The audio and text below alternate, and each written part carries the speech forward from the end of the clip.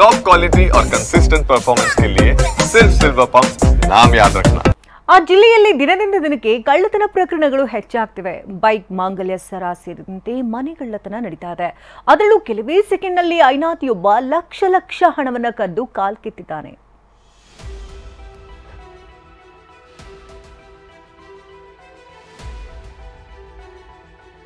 ಒಂಟಿ ಮನೆಗಳನ್ನ ಗುಡಿಸಿ ಗುಂಡಾಂತರ ಮಾಡ್ತಿದ್ರು. ಮನೆ ಮುಂದೆ ಬೈಕ್ ಇದ್ರೆ ಕ್ಷಣಾರ್ಧದಲ್ಲೇ ಕಣ್ಮರೆಯಾಗಿಸ್ತಿದ್ರು. ಮಹಿಳೆಯರ ಮಾಂಗಲ್ಯ ಸರಗಳು ಮಂಗಮಾಯವಾಗ್ತಿದ್ವು. ಇದೇ ಚೋರರು ಹಾವೇರಿ ಜನರ ನಿದ್ದೆಗೆಡಿಸಿದ್ದಾರೆ.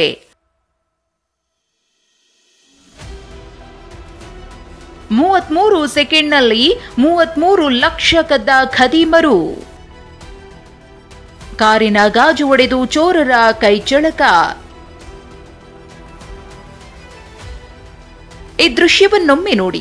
ಇದು ಹಾವೇರಿ ನಗರದ ಬಸವೇಶ್ವರ ನಗರದಲ್ಲಿರೋ ಸಂತೋಷ್ ಹಿರೇಮಠ ಅನ್ನೋರ ಕಾರು. ಮನೆ ಮುಂದೆ ಕಾರ್ ನಿಲ್ಲಿಸಿ ಮನೆಯೊಳಗಿದ್ರು. ಆದರೆ ಕಾರಲ್ಲಿ ಹಣ ಇರೋದನ್ನ ಕಂಡಿದ್ದ ಐನಾತಿ ಚೋರ ಮೊದಲಿಗೆ ಕಾರಿನ ಬಳಿ ಬಂದು ಅತ್ತಿಂದಿತ್ತ ವಾಚ್ ಮಾಡ್ತಾನೆ. ಸ್ವಲ್ಪ ಹೊತ್ತಿಗೆ ಕಾರಿನ ಗ್ಲಾಸ್ ಒಡಿತಾನೆ. ಕಿಟಕಿ ಮೂಲಕವೇ ಒಳನುಗ್ತಾನೆ. ಕೇವಲ 33 ಸೆಕೆಂಡ್ನಲ್ಲೇ 33 ಲಕ್ಷ ಹಣದ ಬ್ಯಾಗ್ ಎಗರಿಸ್ತಾನೆ. ಅಷ್ಟರಲ್ಲೇ ಬೈಕ್ನಲ್ಲಿ ಬರೋ ಚೋರನ ಜೊತೆ ಎಸ್ಕೇಪ್ ಆಗೇ ಬಿಡ್ತಾನೆ.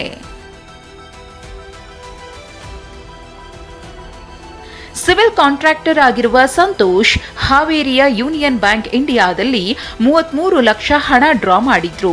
ಅದನ್ನ ಕಾರಿನ ಹಿಂಬದಿ ಸೀಟ್ನಲ್ಲಿಟ್ಟಿದ್ರು. ಮನೆಯಲ್ಲಿ ರೆಸ್ಟ್ ಮಾಡಿ ಸಂಜೆ ವಾಪಸ್ ಬಂದು ನೋಡಿದ್ರೆ ಹಣ ಚೋರಿಯಾಗಿತ್ತು. ಕಳ್ಳತನದ ದೃಶ್ಯ ಸಿಸಿಟಿವಿಯಲ್ಲಿ ಸೆರೆಯಾಗಿದೆ. ಸಂತೋಷ್ ಅಂತ ಅವರು union bank of India bank ಇಂದ 33 ಲ್ಯಾಕ್ ರುಪೀಸ್ ವಿಡ್ರಾ ಮಾಡಿ ಮನೆಗೆ ಬಂದಿದ್ದರು. ಅದು ದುಡ್ಡು ಗಾಡಿಯಲ್ಲಿ ಬಿಟ್ಟು ಮನೆ ಒಳಗಡೆ ಹೋಗಿದ್ದರು. ಆ ಸಮಯದಲ್ಲಿ ಇದು ಒಂದು ಗ್ಯಾಂಗ್, ಇದು 4 ಜನ ಇದ್ದರು.